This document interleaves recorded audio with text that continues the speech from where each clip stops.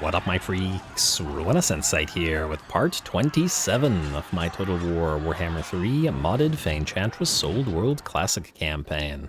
So as we saw last time, we had a bit of a variety hour as we faced off against lots of different foes all over the map, and we are very much closing in on completely liberating the northern Bretonnia of the Skaven and undead menaces that have been so plaguing it. Looking pretty good. And we ended up last episode with like 3 or 4 potential siege battles available to us, Alberic and Caravans de Caravans, and there are others somewhere else, which I don't remember where, but we'll find them and we'll fight them. I believe we wanted to start last episode with Elemento, because Bowmen Beastslayer has not yet had the chance to fight, and his army is in fact not yet complete, but we're getting there, and we gotta give him a chance. He's got 4 points since he started moving. Definitely want to grab basic training, because it's universally useful. He has a lot of those men-at-arms with pole arms.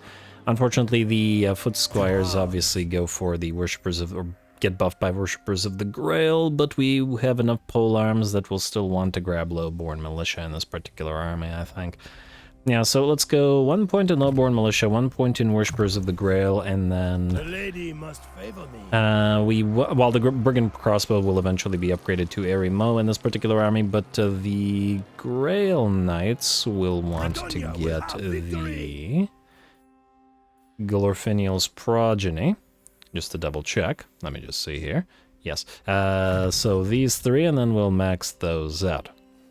In theory, we could grab the lowly masses, but once again, I feel like it's probably not worth it.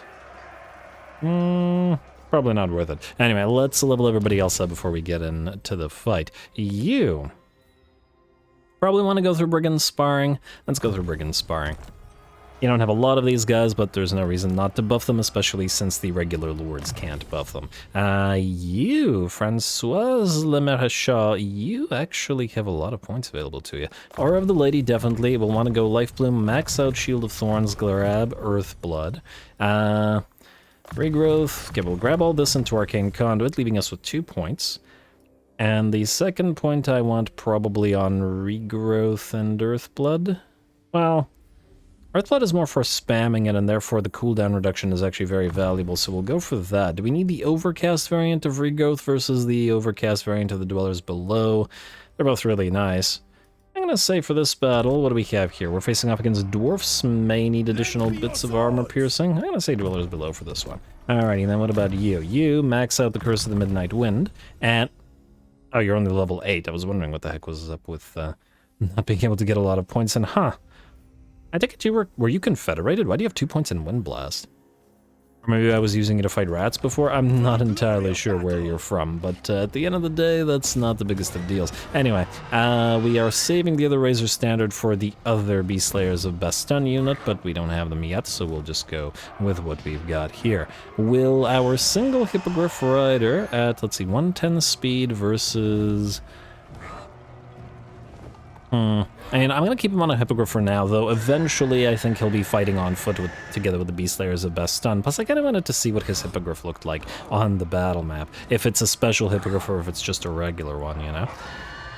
Yeah. He might be able to chase down the gyrocopters. Let's find out. Go.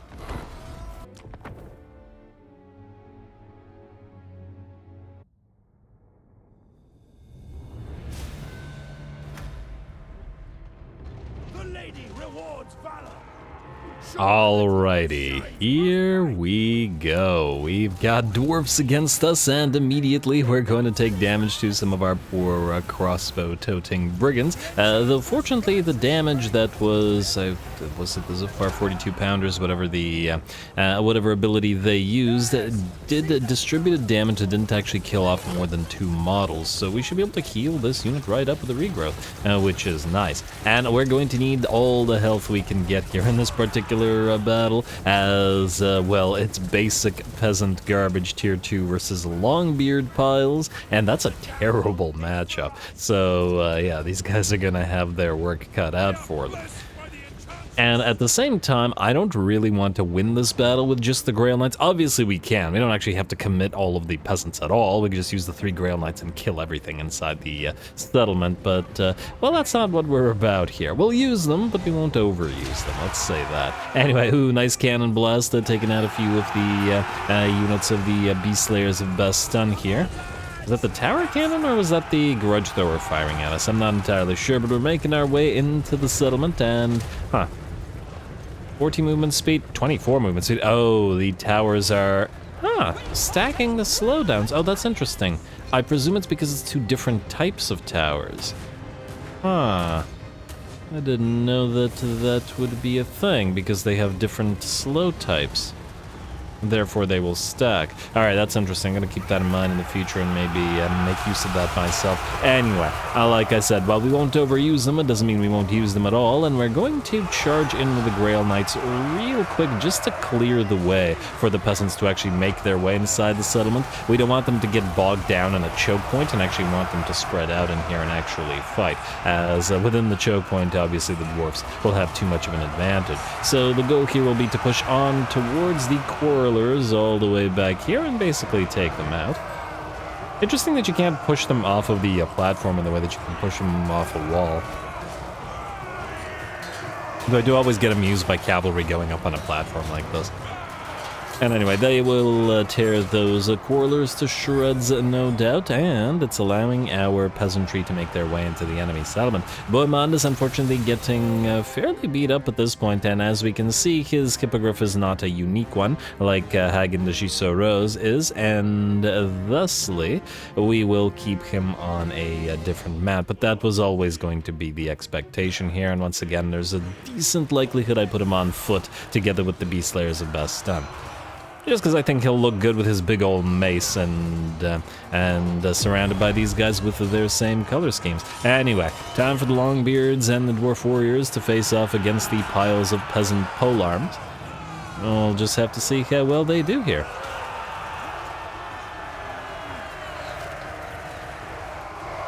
Tactically, it's going to be a very, very simple fight, just a good old-fashioned brawl here, with the exception that we want to position our Brigand crossbows to dish out a little bit of damage. Their additional little extra bits of armor piercing are going to be certainly helpful. I guess the nice thing about this armor is that technically there is a lot of armor piercing in it, as we're using all pole arms. While this is technically an anti-large specialized army, so all of our units except the range units have anti-large bonuses. I couldn't think of a unit that we could borrow from another faction that was specifically an anti-large range unit.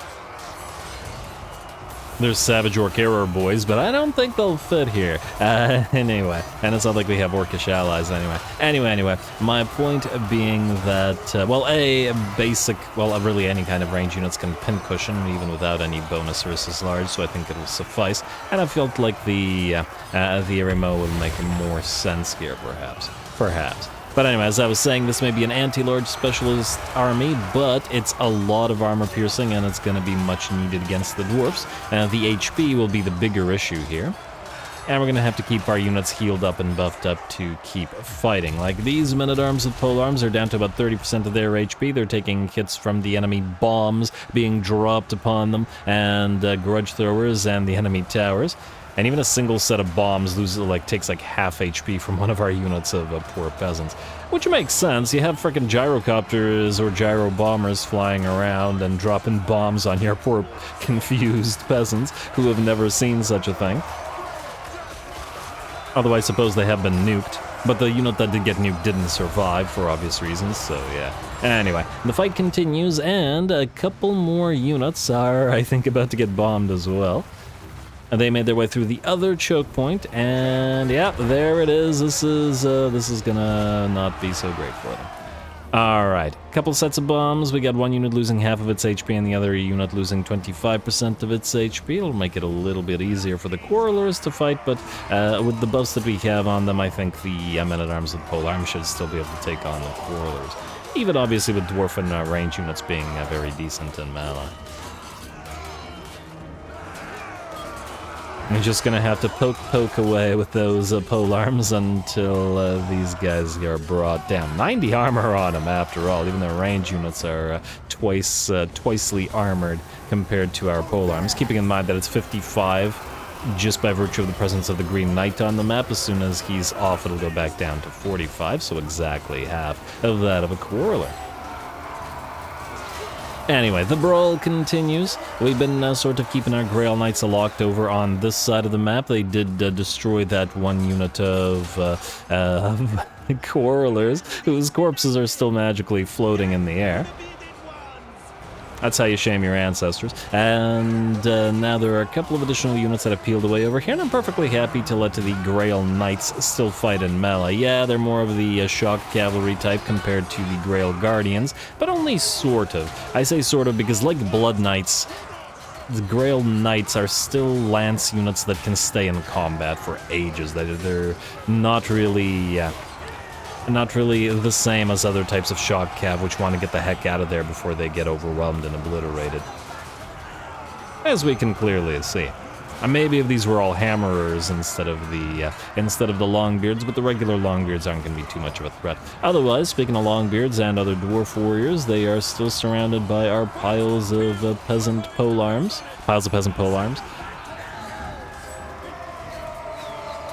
And I feel like the enemy lord is down here as well. Yes, there he is, Morgrim Drakebeard. We will send Bowmen after him shortly. After he's done with that explosive tower. Is this an explosive tower? Yeah, okay, down it goes. And it's probably what was making holes in our battle lines with those, well, explosions. Alright, either way, the battle is very nearly ours now as the enemy numbers are dwindling. The balance power is at about 90%, closing in on 95% in our favor. I wonder how the Imperials feel about, like, this isn't 40k, so I wonder how the Imperials feel about all of the skulls all over their architecture.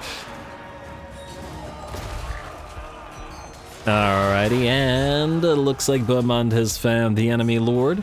And another reason not to... Oh, wow. I didn't notice that...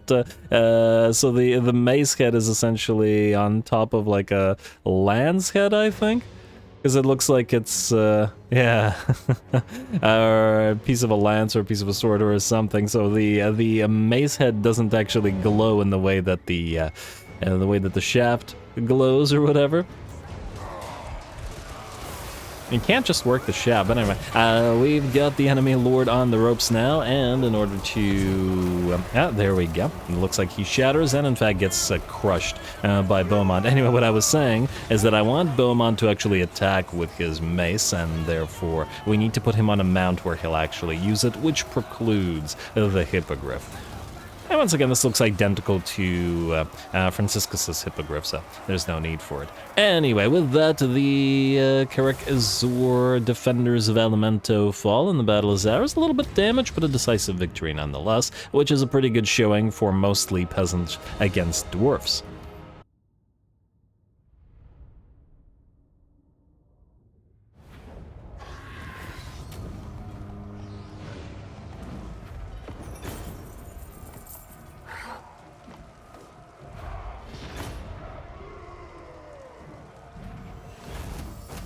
Alrighty, there we go, a nice little fight, and obviously we could have easily fought it or won it just by using the Grail Knights, and they still did plenty of damage with Weakened Baldwin specifically getting 30,000 damage, but ultimately we didn't use them to win so much as mobbing the enemy with piles of our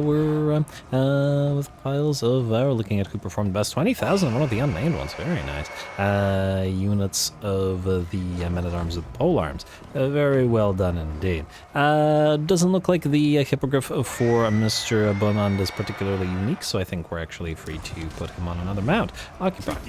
And Elemento gives us the sort of underground pass, the River of Echoes, so now we command both the below ground and the overground pass at Montdidier Pass here, which I like. Don't really care about the Southern Grey Mountains, but nonetheless. Anyway, Obsidian Lodestone. This is for mages, actually. Specifically, it's for life mages because the barrier can be used to counteract the... where are we here? The barrier can be used to counteract damage from the Forbidden Rod, even though they out-heal it typically. I figure, why not have the barrier as well? Do we have a spare Talisman of Endurance for you? I thought I looked for one last episode, and I think there wasn't one, but we could have gotten one since then, and I just forgot about it. No, we do not. Well then. I guess you can have a Seed of Rebirth for now. I wouldn't keep, take it off because I wouldn't keep it on you. Let's check out what your Pegasus looks like, see if it's a unique model as well. I know that Cassillon has a unique Pegasus. No, this looks like a bog standard Pegasus. Therefore, you can have, let's see, your Barded Warhorse look.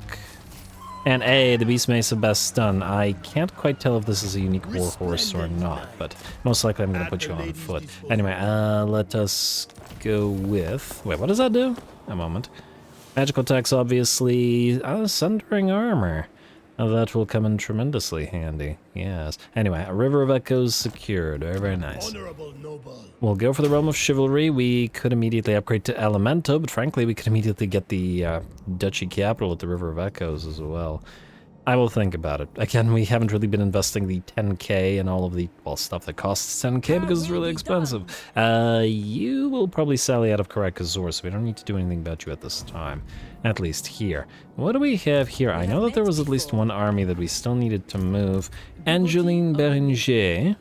You are eventually to be reset, most likely. We could also have you follow along and take XP for a while. I go here for now. We might also use you to globally recruit some stuff for one of these armies if they need to. Oh, poor Teclis and, well, the Golden Order is dead. But poor Teclis, maybe he can hole up in the mountains for a little while. I don't know if we can get a relieving force to help him out in time. And what is this? What are you doing? Pavazzano's right there. It's right there. What are you doing? Okay, well, whatever. That's the AI for you. Rapunzel, I believe you still had to move, and I was going to push you to Largos, though. I would hate to waste the turn not attacking. Unfortunately, you don't have Siege Attacker. We could grab Solsona and ignore Largos. But then that will allow it to build up, which I don't particularly like.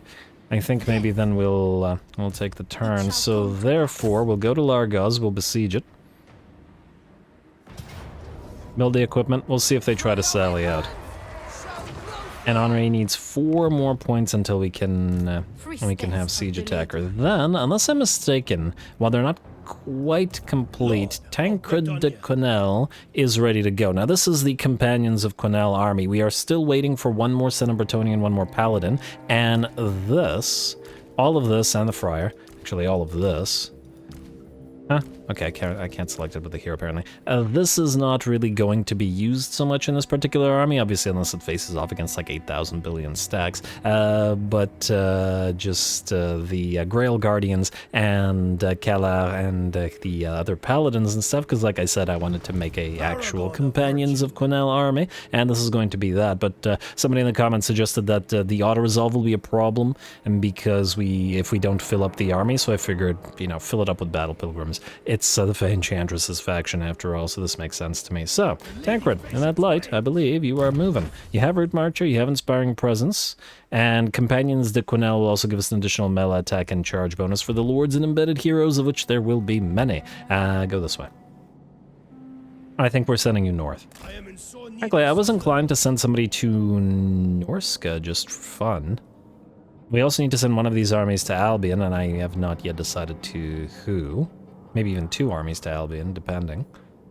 We have our flying army all the way out here, which can either, well, maybe help the Empire. Maybe we're finally ready to help them out a little bit.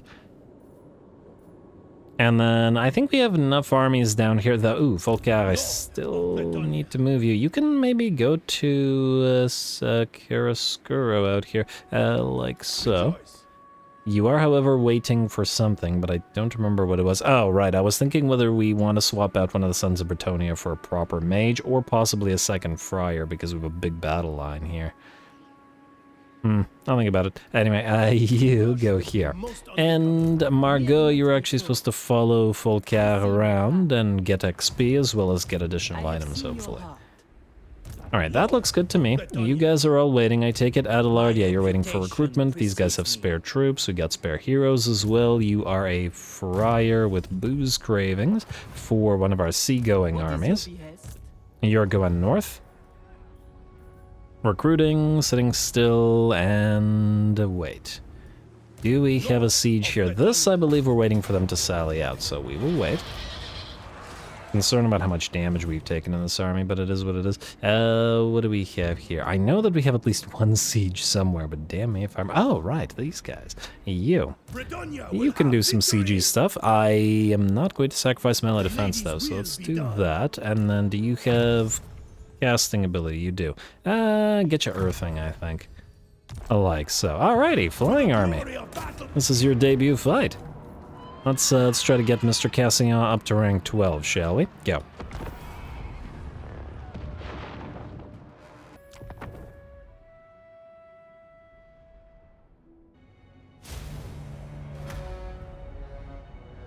Ah! They dare hope to best the might of a unified Bretonnia! Alrighty, here we go. Cassillon does look really good on that black Pegasus because he has a black and yellow color scheme. Alright, maybe I'll go with Pegasus for him. Well, there's a lot of Pegasus Knights in here after all. Anyway, here we go, debut battle for the Air Force Army with a giant pile of peasants down below somewhere. Somebody should start blasting Fortunate Son or Ride of the Valkyries. Either one will work. Either way, it's going to be unpleasant for the Dark Elves as all of our flyers, Eagle and Pegasus alike, land upon the walls and just start tearing through all the enemies there that are going to be able to do pretty much nothing here. And the Forest Eagles will apply bleed to them even as they get torn to shreds by lance here. Oh, there we go, and just like that, the wall is pretty much cleared, and the balance of power shifts rapidly to about 75% in our favor. Tactically, this is only a single stack in the defenders, and there's not much to say about it. And just to give it a little time until all the Dark Elves are torn to shreds. I fear that the poor peasant mobs are not going to get through the gate by the time everything in the settlement is dead. And of course, Cassillon himself is dueling the enemy Death Hag up on the walls still. Everybody else has moved off of the walls and just left these two to duke it out. Who else but a duke would duke it out anyway? And the Death Hag is not having a good time, down to about 10% of her HP, and Cassillon's maybe lost about 5% of his. Either way, and with the enemy lord defeated, the enemy army is in the process of shattering. Oh no, looks like there's at least one more unit fighting here. No, we're taking a little bit of damage on one of the Eagle units. No model losses. And I do believe there was a unit of Blackguard of Nagaron that was still in the fight. They're usually the last ones to shatter, and there they are holding off a giant pile of flyers. About half of the flyers got off the walls and started attacking the Blackguard here. And between the Eagles and the Hippogriffs, the Blackguard had a pretty bad time of it. Will shatter, and with them, the rest of the army goes too. And the debut battle for the flyers goes to Cassillon.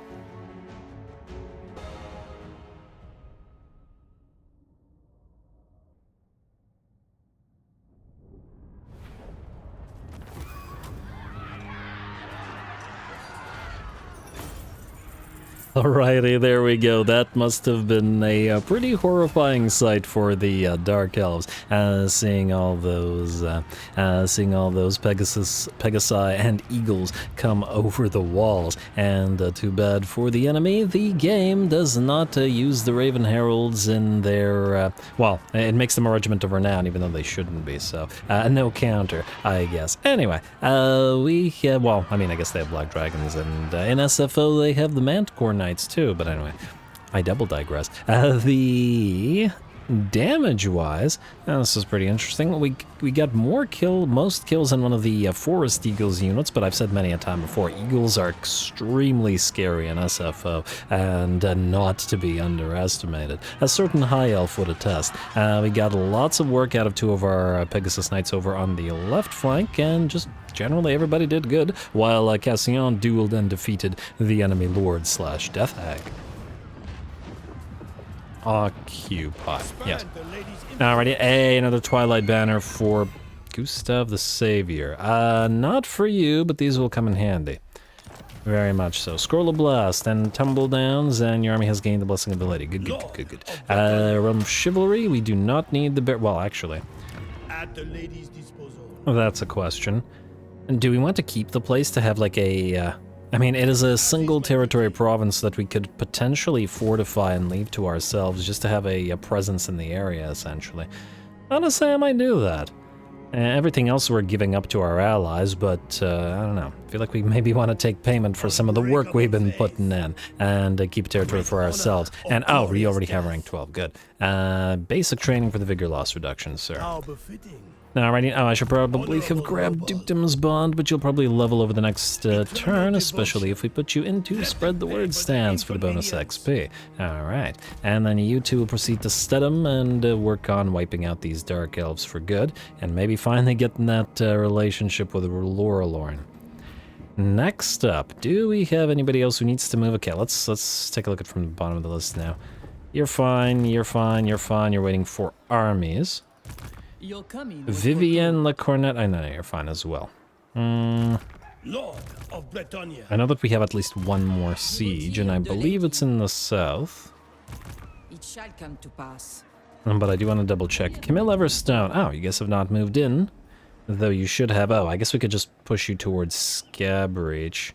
We're gonna have to go over here anyway. I'm a little bit worried about these guys suddenly attacking us, or, well, there's nobody over here. These armies are undefended, essentially. Okay, let's go right here and right here. And just gotta be a little bit careful. And then all of these guys are finally almost ready to meet up. Who are you? Oh, no, you're fine. Armand, you're waiting for an army, but you're gonna be the last. I'm not even gonna send you out to sea. Maybe have you command a seagoing army. Longhi would have made more sense for you.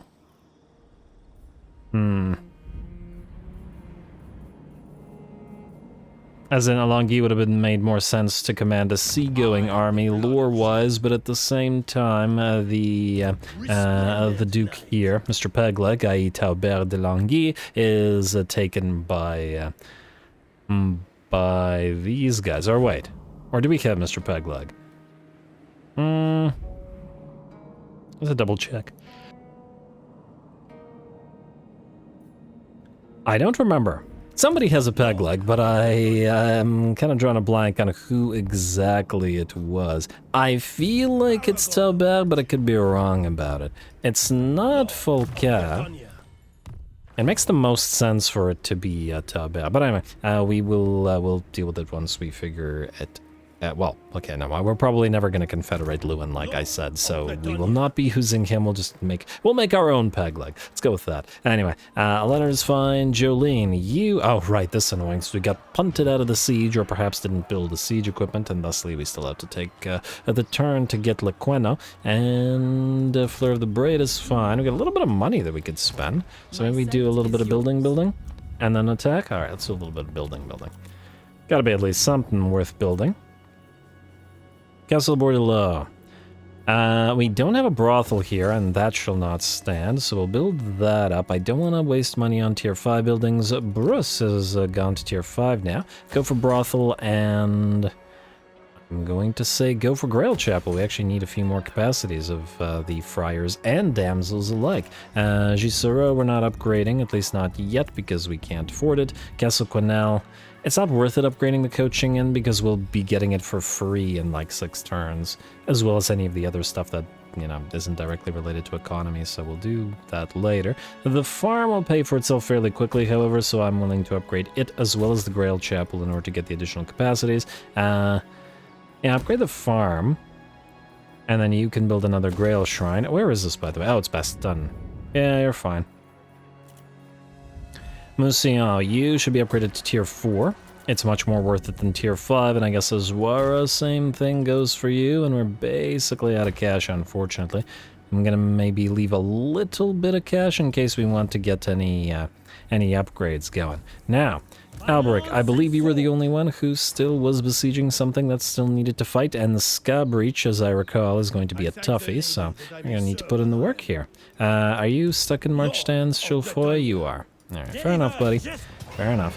Pyrrhic victory, medium casualties. Yeah, it's all elites. We got those Helped Abominations, though luckily no warp bombs this time around. And we do have the artillery to knock a few holes in the walls, because I think they'll be needed. Before we jump into the battle, one little quick bit of housekeeping. Just wanted to remind you guys not to forget to drop those likes and comments below. As this campaign is starting to age, obviously, personally, I'm still having a lot of fun with it, and I could probably keep going for a while, as there's still a number of army compositions that, well, we've been recruiting for a while, that I want to try and mess around quite a bit more. But again, it does depend on the engagement, as well, low engagement is bad for the channel, etc, etc, etc. You guys know the drill by now. The comments have been reasonably good, but our likes are starting to dip below the threshold of where YouTube will get angry, and then it creates problems like not allowing the uploads to go in reasonable time, as it sort of punts you out of the sort of priority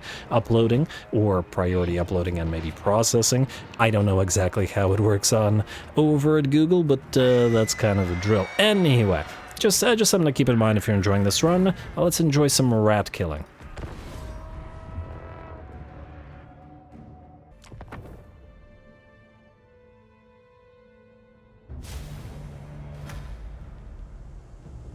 You are the ladies' man, Borderland. Remember your vows. Come on, lads. Alrighty, here we go. I do wish that Alberic used his own color scheme for his hippogriff or his own heraldry rather than our general Carcassonne heraldry, but what can you do? I assume that his barded warhorse would use his own colors. Anyway, it's going to take a little bit of time for our reinforcements to get onto the battlefield, but we have to take the time to bombard the enemy with our 2 units of field trebs. Not the blessed variants, mind you, but they do hit pretty hard at this point. Thanks to the 20% increase in firing speed from the Green Knight, these guys are up to 5.3 seconds of reload time, and they work their way through those buildings fairly quick thanks to the extra damage modifier. There we go. One breach in the wall, we'll make a second, and then break through the gate, and by that time our reinforcements will be on the battlefield and will have taken their positions ready for the attack. The enemy does have, let's see, 3 artillery pieces here, a warp lightning cannon and 2 units of plague claws, which are obviously going to be quite dangerous to our poor little piles of peasants. But, well, let's face it, what isn't dangerous to our poor little piles of peasants? Anyway, looks like we've done about half of the damage on the warp fire throwers so far, and the 2 breaches in the walls are made. Now we go for the gate, and a couple more hits will take it out. In the meantime, we're going to send both Alberic and Chilfoy in to start the day. There's a unit of warp fire throwers on top of the, well, not poison wind globadiers, up on top of the walls, and I just want them to get off of there so that they don't annoy our units as they move through the breaches. And that death globe looked like it hit the other death globe bombardiers, which, again, feels pretty scathingly appropriate. Anyway, since they are considerably faster, the Oceanids are going to lead the charge through the breaches in the walls, and thanks to the ludicrous amount of physical resistance that they have, they should be pretty okay in holding the enemy back. And the big benefit of this being that the enemy can't bunch up around the 3 breaches in the walls, and thusly we can get more of our troops in here. Which makes sense.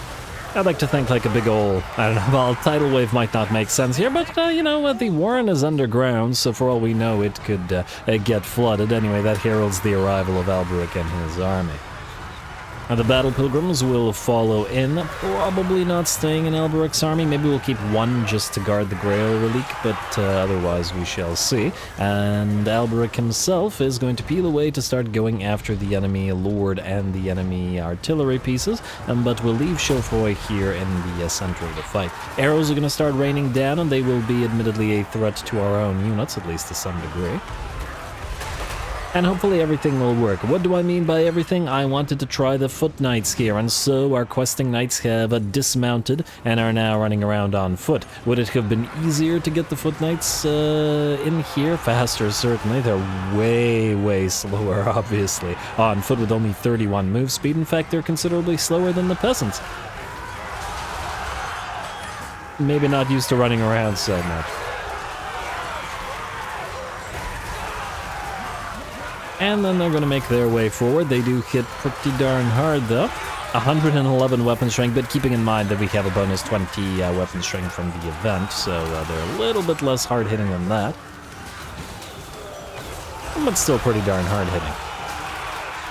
And now keep in mind, once again, that the game replay doesn't like the dismounts. It gets confused, and so you have to play it a very certain way in order to try to make use of foot knights, which means I'm not really controlling or commanding all of the units. There is some degree to it wherein you group things up and just tell them to attack, and then hopefully they carry the day. Funnily enough, I wonder if AI General would be appropriate for this.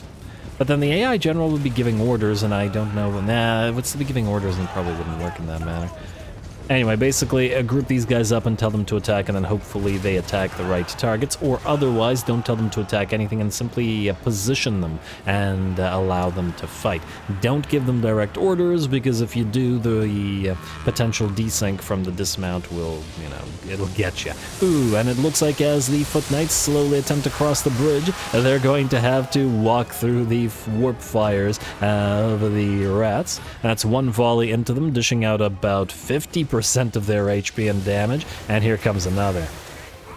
It does look really cool, though. And, okay, that's a big enough hole for you guys to just fall through. I mean, anyway, they took some damage, but they'll give chase to the rats, so they won't probably be able to catch them because they are slower. But they still want to fight, and besides, we can always engage them with the Oceanids, which are considerably faster, and move to help out with the Foot Knights. Otherwise, Chilfoy has joined Alberic, and they are now surrounded by piles of rats. They've in fact, or Alberic himself, has taken down a Helpit Abomination, but he did take more than half of his HP and damage in doing so. Unsurprising, as that so far in this particular campaign, the Helpit Abominations have been the biggest threats to us. And they're the only things that have threatened to kill Grail Knights and Lords and Hippogriffs and whatnot. Or at the very least, to those units. Obviously, our peasants have been threatened by a lot of stuff. Anyway, our Oceanids once again lead the charge, and the Foot Knights are moving in to back them up. The Oceanids are more of a sort of defensive unit with a very low melee attack and very high melee defense, kind of like a monstrous infantry version of Sirens. I wonder, does SFO give access to Oceanids and Sea Elementals to the Vampire Coast? Because it really should. I was actually shocked that they weren't given to the Vampire Coast by the devs when this stuff was added. Granted, I don't really care because the unit irritates me, but that doesn't mean it's not a good unit. And between these guys and Sirens on top of each other, plus the charmed effect that they have, it would be an extraordinarily difficult line to break. Anyway, the Foot Knights have arrived once more, looking a little better than the Foot Squires. And it looks like they're still functioning, which is decent. And working together with the Oceanids here. Now, these guys are supposed to be Foot Knights that we're putting into Chilfoy's army, as he does buff the Questing Knights quite a bit. And I want to see how much value he can get out of them, and just generally speaking, we'll try to. That's a big fryer. A very big fryer. That is a that fella's been better fed than all of these noble questing knights. But anyway. And now it's just a matter of time as we hack apart these storm vermin and clan rats here with our great swords, and irritate them with our Oceanids' sort of formation disrupting attacks. And plus, regardless of the fact that they have low melee attack, the Oceanids do still probably have splash damage, and thus quite a lot of value out of that. Frankly, I have to remember to try to put a brass cleaver probably in this particular army, as the Oceanids have, once again, a low melee attack. A brass cleaver with a +8 could really help them out. Alright, how are we doing battle-wise? These guys are still locked in combat, with the enemy unable to sort of break through the significant defenses of the Oceanids. Super physically resistant, immune to contact effects, perfect vigor, all of that stuff.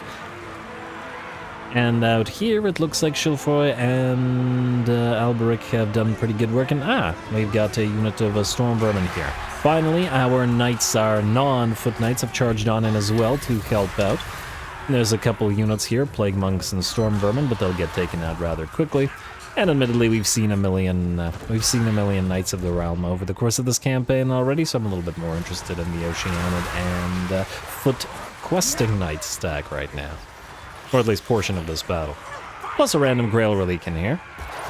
And while the Grail Relic is generally going to be used to support the peasants, the Icon of Devotion still gives us a melee defense +5 on all of these units. Which means, funnily enough, we could, if we had Sirens and Oceanids, an Icon of Devotion would still be quite helpful.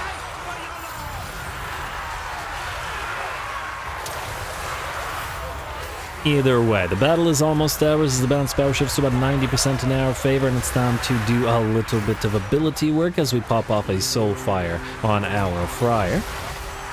Admittedly, the rats have been holding quite a while, but we've been fighting for a while as well. The fight started here, and we can see the corpses as the line has sort of advanced towards the other rats. And with all the Plague Monks and Clan Rats and all that together, and they just had the numbers on their side, but they didn't have the true quality as at long last the regular rats break before the tide of Oceanids, and more water puns for Alberic's fights, and it's a necessity, and the questing knights, of course. And only the unbreakable units of Plague Monks will remain. And that not for very long. I see them getting thrown around by the water spouts there.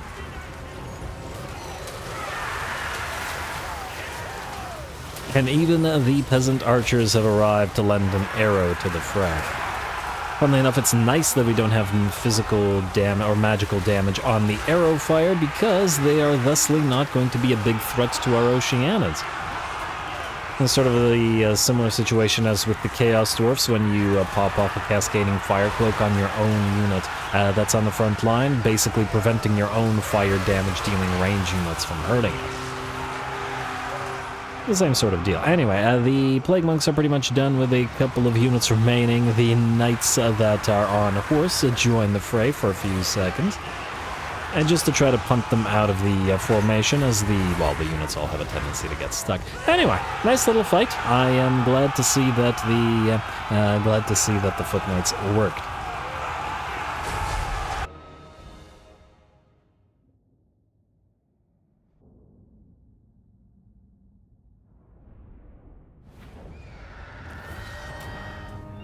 Alright, there we go. I really hope that battle worked, since we... interesting. So, yeah, we used the Foot Knights, obviously, for the questing knights. And like I've said before, the problem with the Foot Knights is that they cause desyncs in replay, so you typically can't really use them in battle if you want a nice cinematic. A, and B, wait, what was the B? Well, that was the main thing, anyway. It immediately went out of my mind as to what exactly the other issue is, but yeah. Well, they're also kind of incredibly slow, so there is that to speak. And I do like to see them in cinematics, but again, if there's issues. Anyway, I'm hoping that battle worked out. I also noticed that it doesn't show how many kills or how much damage they did. I wonder if it causes issue for their XP when they're used as Foot Knights as well. I'm not sure. Anyway, either way, we get lots of work out of Alberic, perhaps unsurprisingly. Oh, but the lots of additional units would have been conferred to his kills after the enemy ran off and was destroyed. Solid work out of some of the Oceanids here. 22k damage, and I wish I could compare it to the units of questing knights that fought with them, but alas, not in this particular case. Oh well, I can find. Lovely, and Chilfoy now has a hippogriff. The question is there anything unique about it? It's grayed out, so I can't see what it looks like. Well, we'll see. We'll see what kind of mount that we we want on him. Anything else? Band of Eternal Flame is nice. Charmed Shield, not that bad. Miramar Hills. Oh, it was a high tier settlement. It'll remove the apothecary, I think, next turn. We don't need the royal barracks here. Although, funnily enough, it's a single settlement. Having the royal barracks here and the armory would give us access to a lot of stuff. On the other hand, though, wait. Construction cost, casualty punishment rate. Oh, yellow climate does not confer recruitment malice for us. Huh. Maybe we leave it as it is. Don't think about it. It's not like it'll ever generate a lot of cash after all. Go into Realm of Chivalry for now. Clan Scab destroyed. They were really random in declaring war on us, so why? Anyway, I believe that was the last thing that we needed to do, or at the very least, I don't remember if there were any more besiegements, though we do know that several factions will probably sally out and attack us. And in that light, we should prepare. Let's get the Fleur-de-Lis banner. Ooh, I've been very curious about this, so... Effect range is relatively short, but melee defense and attack plus 10% is pretty... That's very solid. Upkeep minus 10% for non-knights. We're at 3, 4... Okay, we're at 35k, basically. Let's see. 35k goes to 37.4k. Alright, 2.4k per turn for that single point attribution. Pretty darn worth our time. You are saving for healer and soulfire and whatnot. I think you're doing the same thing because you're the same level. Alright, then I guess we're ending the turn. Where else could the enemy sally out? Wait, here. Do we need to apply skill points? We do not. It's already been done. And we've bought that one. Therefore, yeah, we're looking good to go. Alright, let's skip. Hero not moved. I'm just going to assume I moved them all. No siege equipment. Okay, just in case, build the siege equipment, but I'm 99.99% sure that they'll sally out, because their army is better than ours, in the same way that Silostra's was. Outpost upgrade available with whom?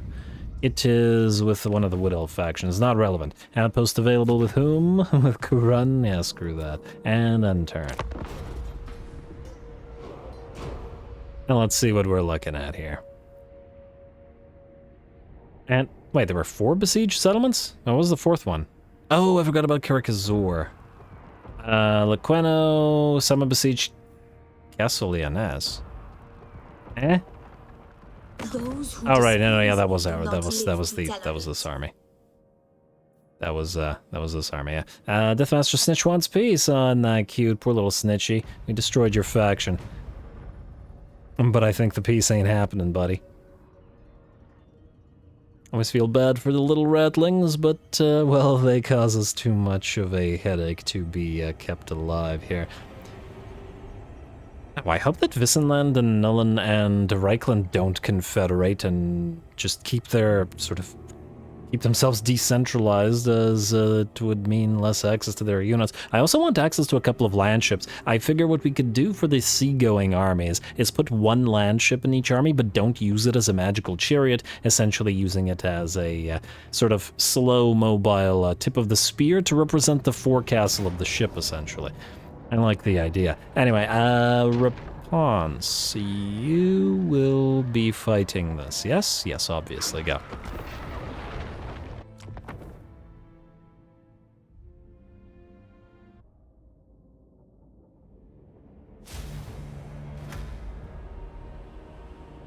Brothers, I may have been born a peasant, but it has been my life's purpose to ensure that men of the righteous and good, whether rich or poor, triumph over evil in all forms.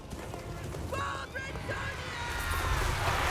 Alrighty, nice speech from Rapunz there as she heads her way in with the Sword of Lyonesse there, and the questing knights with their two-handers as well. And the Knights of the Realm here to help out against the enemy large units. Anyway, should be a quick fight as the enemy isn't a really big army, but we want to preserve our units and I suppose if you're going to have a quickie, it's probably best to have it with Solange. Anyway, let's see. The bounce power starts off with the enemy in the enemy's favor, rather.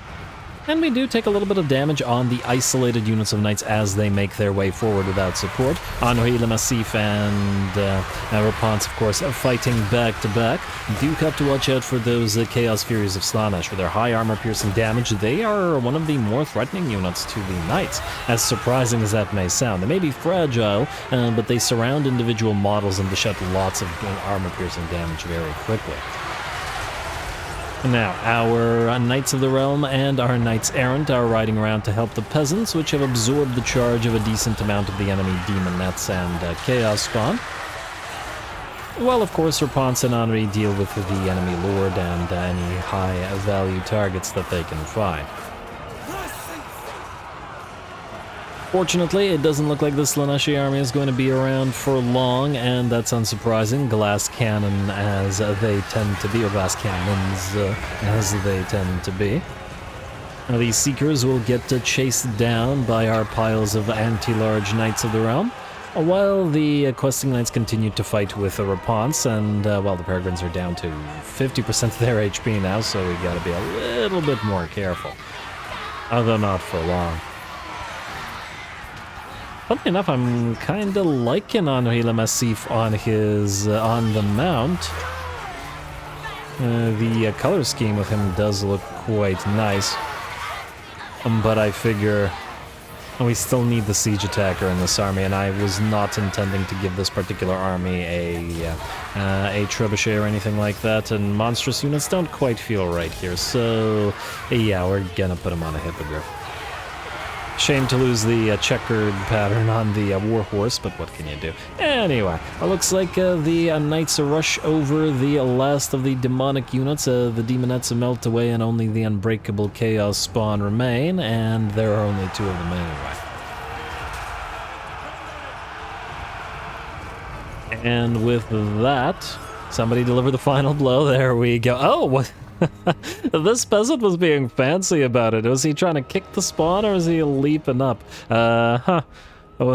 This little scene here almost reminds me of the Jack Sparrow thing when he attacked the Kraken, especially with a sort of a concentric, weird, I don't know, lamprey jaw thing that this thing has got going on. Anyway, good job, little peasant. I usually reserve these for the animals, but you get pets. Close enough.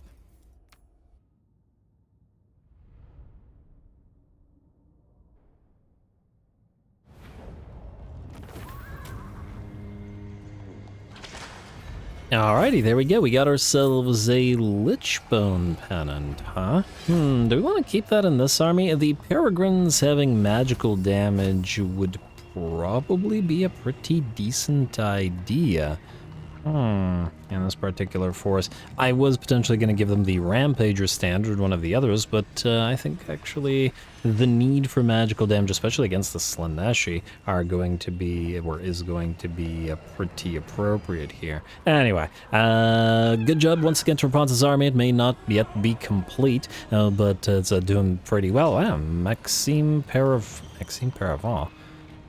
I'm pretty sure that's not the name of this unit, but they did well. And for the halberds, just by a slight margin, note 6 kills, but the highest amount of damage, okay, the second highest amount of damage for nuke fodder here. They may be nuke fodder, but they brought down 6 spawn of Slaanesh by the looks of it, which is pretty darn good. Nice to see, of course. 16k, 16k, 20k on the Knights of the Realm. And speaking of the Knights, okay, let's actually swap this in here. Speaking of the Knights, I was previously thinking that we had a couple of Imperial Knights in this army. I was thinking the Knights of the Black Rose, just because, though I guess we'd have to replace the Knights Errant with them. I mean, we wouldn't have to, but we maybe should.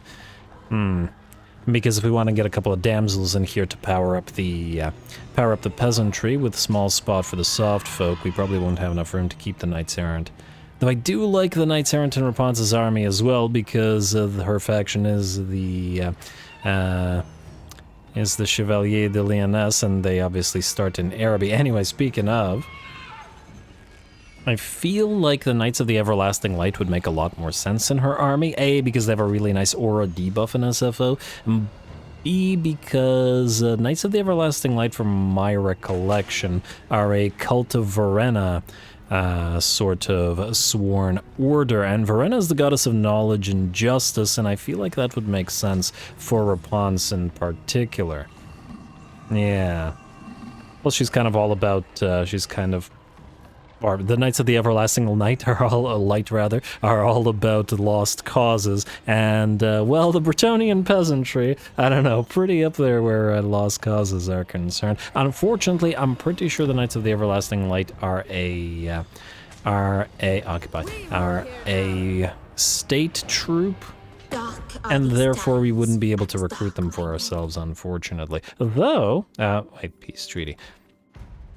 One thing we actually should be interestingly able to recruit for ourselves, because of a mod I'm using that enables recruitment of a few extra things that normally wouldn't be able to from, like, unique units.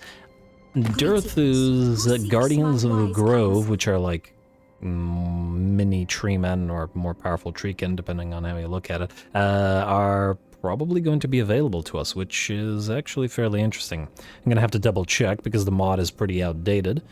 No. Yeah, the mod is pretty outdated, but it should be functional. Hey, they've finally taken Susuria Wood, and oh, you guys are immediately moving to reclaim it. Don't do that. That means we're almost ready to attack them and reclaim the wood for the Wood Elves. And in the meantime, the turn is over. Ha, wait. Sylvania destroyed. Hey, well done to presumably, I was about to say Elspeth, but it looks like Castle Drakenhof was taken by Reichland. Ah, well, good job, Carl. Good job. This is the army you managed to pull that off with? Alright, that, if anything, that makes it more impressive. Noble Sons Abroad, one of my favorite units in the game. Such a great frickin' state troop unit. Wish we could get some of those for ourselves. But what can we do? Wow. How are you taking so much territory with these armies? I guess it is only turn 62, but turn 62 means you probably don't have a single tier 5 settlement. Tier 4 is probably the max that you have. Yeah, Altdorf is tier 4. I think last we checked Altestad was... Oh, Altestad just reached tier 5. Good for them. Which means we should have, or shall soon have, access to land ships, which is one of the things I wanted. Golden Order destroyed as we expected. Bloody Hands Waff fails. Lichbone Pendant for Rapunz as we saw. Chilfoy has a Royal Pegasus. Adelard has a... I don't think I want you on the Pegasus. Although I would like to check out what it looks like compared to the other stuff. In fact, that looks like a perfectly ordinary Pegasus. No unique model here. Therefore, let's check out your Barded Warhorse. That looks like a pretty good Barded Warhorse. I think that is a unique model, so I might keep you on the horse by virtue of it. And what about Chilfoy? We have to check that out as well. Okay, bonuses for Dark Elves. Great Caravan completed. Hey, very nice. A unit of Ice Guard. Okay, I gotta say, I wasn't expecting that. I thought that we could only get Streltsy and what else did we get? Did we get Winged Lancers? I think it was Winged Lancers, but anyway. Vagabond, we got Ally loses Outpost, and there we go. Now the turn hath, well, turned over, I guess. Hello, what is... Huh? Of the lady. The Darkness Daughters Vampire Coast, who are at war with the Blessed... Wait a second. Oh, they're probably out of this island here, aren't they? Castillo de Estragon? Let me just see here. And they're going to opportunistically take some territory here, or at least attempt it. We'll obviously immediately attack them, but interesting. I guess it'll be an excuse to send Alberic out to sea again. They have just the one settlement, and yeah. Go figure. Alright. I was surprised to see them because we don't have the Maelstrom in this, in Old World Classic. But they're not in the Maelstrom directly. Anyway, let's grab Lords of Athalor and Diplomacy finally with the additional bonus relations with the Wood Elves. There's 2 more Wood Elf factions that have been holdouts and we can't get military alliances with them, and it's been bothering me, so I'd like to do that now. Jolene, I would like you to occupy this place. A Featherfoe Torque. I actually wanted one of those. Go figure, because we have 3 Pigeon Plucker pendants and not a single Featherfoe Torque. Not for you, although you do have a Pigeon Plucker pendant yourself. Yeah, oh, also, before I forget, what do we have here? Keep the Grail Shrine, delete the barracks, and uncollect the income for now. I wanted another mage for you, did I not? Unless I already recruited another mage for you.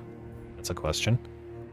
What is your behest? Yeah, Elena Michaud, Damsel of the Heavens with Rejuvenator. Yep, that's you. You're going into this army. Please don't get immediately assassinated. Matahari, let's move you to Reyes for a moment.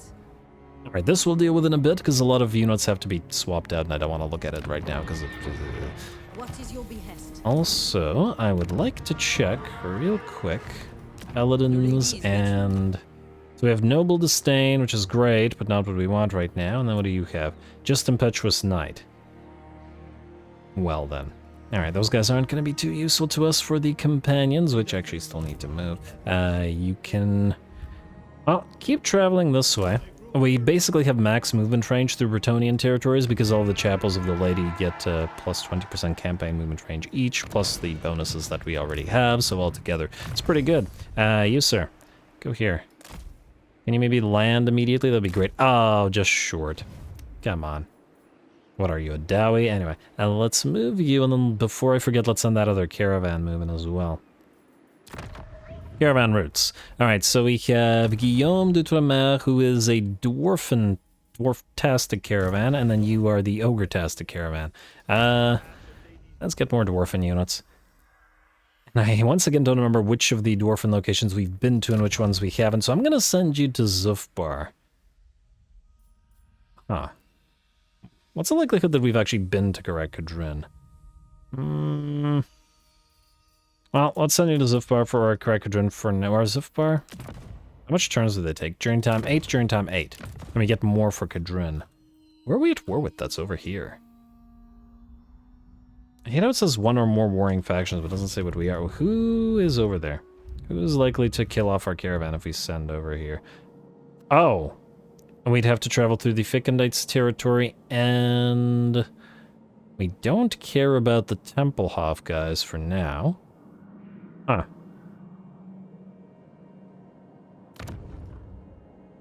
I don't think there's anybody that we're actually at war with here. These guys, but it depends on if you're actually traveling through their territory. Oh, it's because you have to pass through this place, don't you? Alright, fine, let's go Zufbar then. That's just safer. Fair enough. It's Guillaume, unless I'm mistaken. To Zufbar ye shall go, buddy. Dispatch. Enjoy. Then we have 100 Valor, and we have been wanting to make sure that we get the dismount capabilities on those that will want dismount, rather. Discount, too. You... The heck? What are you doing, camera? You are going to want to grab these 3. And then these 4 are going to be dismounted to guard the Blessed Field Tribes. I'm going to keep the Knights of the Realm on horse to be able to quickly sort of... yeah. If something charges our Blessed Field Tribes, we'll need to be able to react to it. Then you're at 15 out of 20. We will need a mage, so that puts you to 16 out of 20, and then we'll have room for 4 units. So if we don't put a friar in your army, or a faceless, though admittedly a faceless would actually help in buffing the Blessed Field Tribes, wouldn't they? We could actually double up on the Monster Hunters. It's only a 5%, but 10% altogether is not so bad.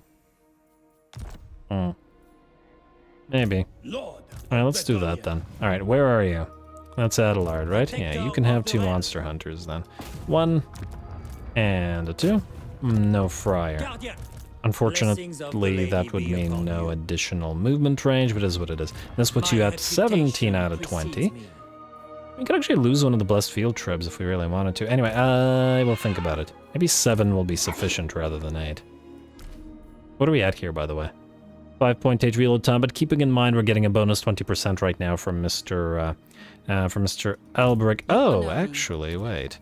We have the Karazakarak Alliance now, so we could get Grudge Throwers in here as well, so maybe this is too much. Or maybe take out 1 Blessed Field Trebuchets and put like 3 or 4 of those in there. Anyway, Adelard, the question for you, my friend, is where do we send you? Maybe we'll send you down here for now. And there's a decent likelihood we get into a war with these guys very, very quickly, and they're frankly very close. I'd like to send you up against the Savage Orcs as well, potentially.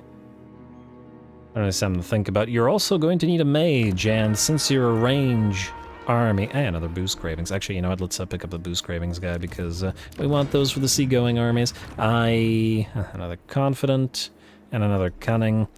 We want a damsel of beasts for you.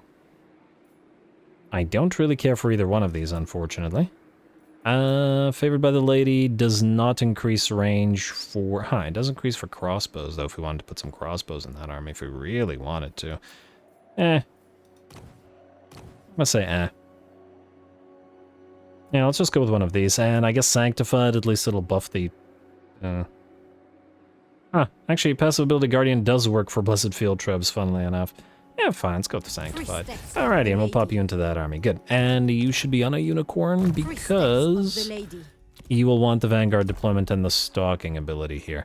Alright, that army is good. Then Alicia the Saracen, Theodric the Brigand, you are going to grab the Questing Knights to join the War Dancers. And the Pegasus Knights like so, because you yourself are on a Pegasus. And maybe we'll bump these up to Royal Pegasus Knights. I don't know if we really need to.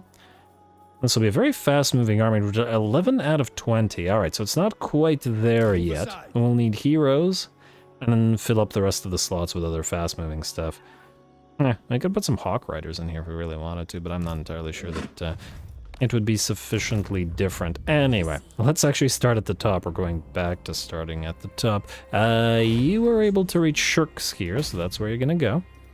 What is your behest? He's obviously gonna run. Go hence. But at least this way, they're not close to our territories, by virtue of him running away. Even though we don't really want to keep these territories, mind you, and so close, but oh well. Not a big deal, keep on moving. And then just to double check you, it's the way you're reaching this, go to the Fay Enchantress. And the two of you will proceed together. Good. And Bertrand, you are outside of these Clan Moors territories. The main issue now, or once again, being that we need to make sure that this place is safe. And, I would like you to... Okay, you were going to go to another army, but let's find out. This is still Moors? No, it's a ruin now. Huh. Go figure. Wait, Moors, how many territories? 5. If this is now a ruin, then these are the only potential Moors locations, which means you're actually probably able to attack. Alright, let's double check that Gannett, or Gannett here. A moment. Okay, yeah. Go here. And it is full of Clan Moors. Alright, and I think this is where we just attack them. Yeah, there's basically nothing in there anyway. Alright, you are at war with currently. With the Crooked Moon, and you are allied with Clan Verms. Alright, Crooked Moon. See how much money you're willing to give us for those. As weird as this seems. 3k. That was pretty solid. I'll take it. Although, admittedly, this will probably piss off a few factions, but whatever, we need the money. I mean, actually, we don't really need the money, and I probably shouldn't have done that, but it's too late, so I'm sticking with it. You take this place. And Valorous... Oh, 15 leadership. I don't care about the leadership occupy. Looked like a cool standard that I hadn't seen yet, but alas. And enemy leadership -5. I gotta remember that for those armies that are relying on enemy leadership reductions, that's pretty nice. Also, how close are we to our first units of aspirant hoods? Rank 6, so actually fairly close. Good. Good for you, Bertrand. Might even be able to reach it by taking on, or taking out these last Clan Moors territories. You, again, de Gisoro, will go to Dasson. Let's see. And it's Deathmaster Snitch's last territory. Sorry, little fella. But we'll have to take it for ourselves. And probably not worth the fight. How much of an army does Snitchy have? Not really much fun. I think we'll just auto-resolve it. Into the fray! Yeah, damage to some mounted yeomen, but who cares? Alrighty, like so. Free student. Royal Pegasus for Leonard, don't care. Leoness Hills is secured. Armor of Silvered Steel, good. You are going to go into Realm of Chivalry, and... Well, we might actually keep the Leoness Hills together with Leoness, and these guys actually didn't sally out? Are you insane? You had a much better chance of actually defeating us on the field than you do behind the walls with our artillery firing on you. Go figure. Alright, I guess we're gonna have to fight that one then.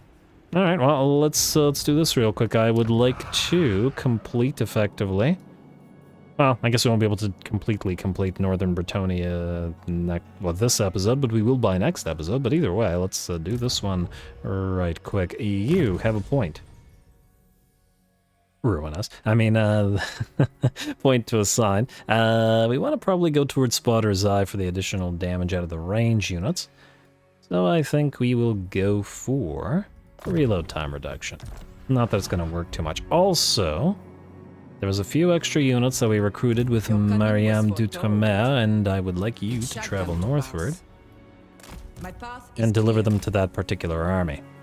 I got kind of attached to the Brigands because they've been with us so long and they've reached high ranks, as in the Brigands with the Brigand Raiders. I decided that I want to keep them, and I just built a few Arimoshessos instead, because, you know, these guys will be upgradable next level, but, you know, they've earned their stripes, and I want to keep them around in their current form. So, away we go.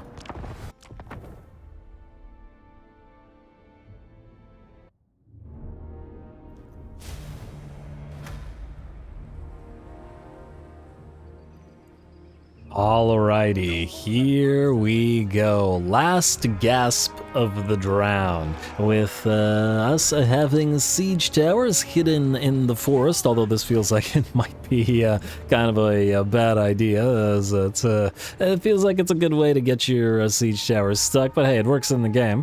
I wonder if the siege towers are debuffed like actual units are, or whether they maintain their current speed when they move through the woods. This one has 35 by the looks of it, but it might be the move speed of the unit and not the siege tower.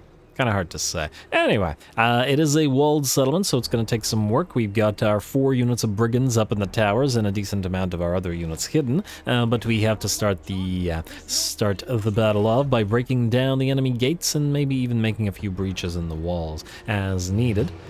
The gates are going to be the priority.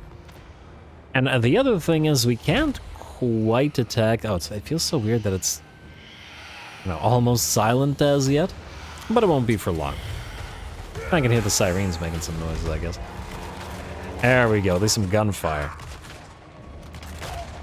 And we are moving the towers into position, but we're not going to have them disgorge their cargoes immediately. There's a few things we have to clear out. First, A, break through the gates so that we can reinforce from the inside. B, the enemy has a mortar, and the mortar needs to be brought down. Otherwise, it'll just kill off all of the brigands with axes on the walls. Remember, they're tier 1 units, and they're very fragile by SFO standards in terms of their HP, with little in the way of resistances as well to increase their effective HP, and thusly, yeah. You gotta be careful there. Ooh, a nice volley from the Blessed Field Trebuchets into the zombie-powered gunnery mobs. And, ooh, bombs being chucked at the siege tower. That actually looks pretty cool. I like it. Also seems like it might be potentially effective, depending on, I mean, the ladder down into the thing itself is not closed, it seems, so if a particularly industrious zombie manages to lob a grenade into the interior of the tower, I guess everyone inside would die. My understanding is that grenades in enclosed spaces is not a good time for those in the same set space. Anyway, enemy mortar is now under fire, and we have paused our siege towers here. They can actually absorb hits from the enemy range units and the mortar and whatever towers that are firing at them for a while. Siege towers are a fair bit stronger in SFO as well, and it does take a while to actually take them down, and so we can use them to tank a few hits. In the meantime, we move up our units of Sisters of the Thorn. Oh wow, 10% damage to the unit from 2 mortar shells? Feels like a lot, but they're basically unarmored and they're pretty fragile. High damage dealing glass cannons, I mean, they're Wood Elf units. What do you expect?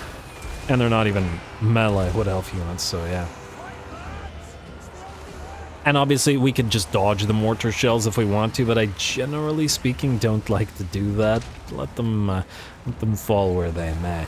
Anyway, we've broken through the gate as foolishly an enemy has moved its vampire fleet admiral. actually Vampire Fleet Captain because it's just a garrison, in, and the Lost Sun, together with the Faceless and the Crownless Lord, should be able to bring that enemy lord down fairly quickly, even with the Rotting Prometheans are now animated hulks moving in to help. What do we think about the Lost Suns? Would the water horse spirit, water spirit thing be able to run around on water? I'm wondering whether we should put these guys as the casters in the seagoing armies. Something to think about. Anyway, the towers in the meantime have arrived as the enemy mortar is most likely out of the picture.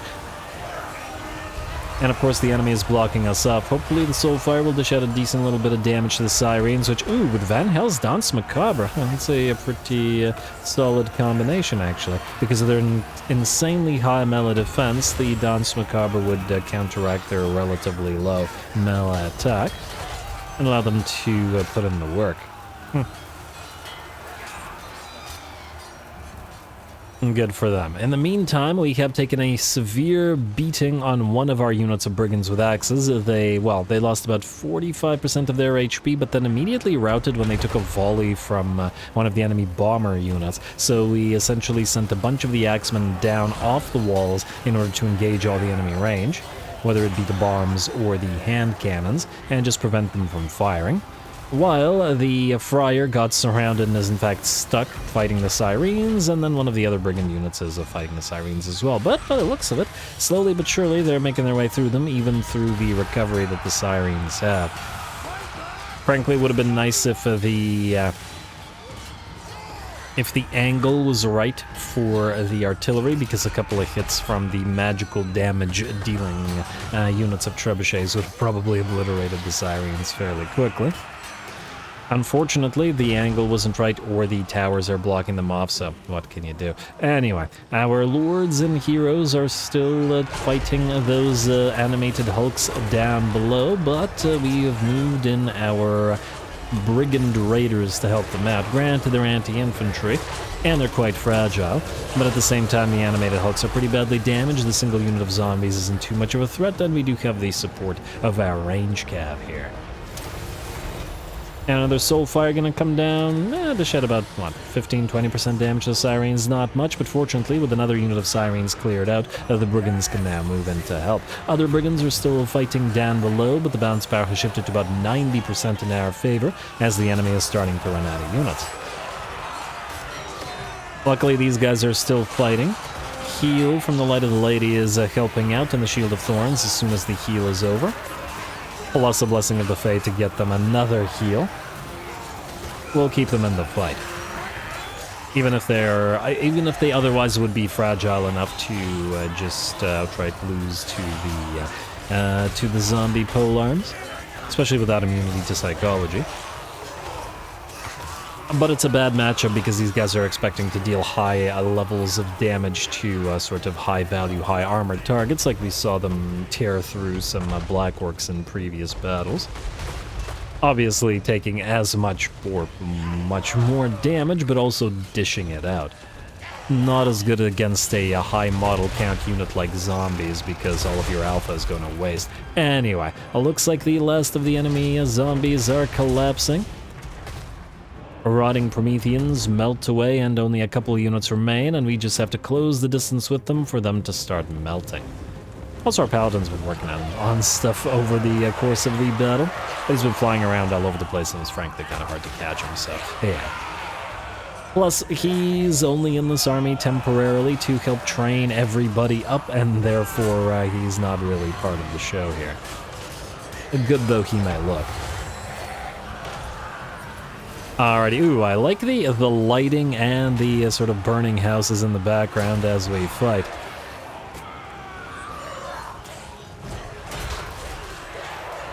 You gotta admit, the game is beautiful. And this last unit of zombies is about to go, so we will have to bid farewell to these beautiful environs, at least until the next one. And there we go. All right, I think that's enough of that there. Close victory, apparently, and yeah, that's fair. We took a fair bit of damage on a fair few units, and I'm sure we expended a ton of ammunition as well. But nonetheless, the undead threat to northern Bretonnia has been taken care of for good.